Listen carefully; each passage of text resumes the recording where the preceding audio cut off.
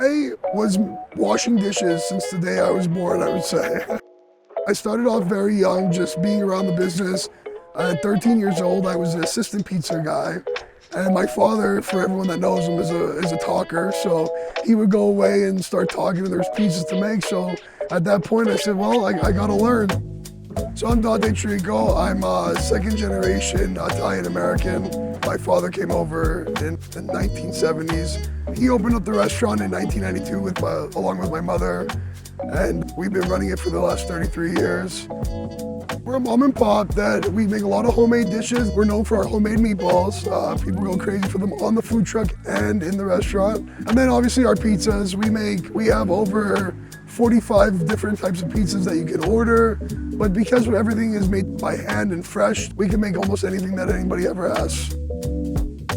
So in Hazleton, it seems like we all have this more of a New York style tradition where we get away from upper NEPA. So down here in Hazleton and the Freeland area as well, we kind of go back to your traditional New York style pie, but you're getting like that nice crispiness on the bottom, nice flow cheese on top.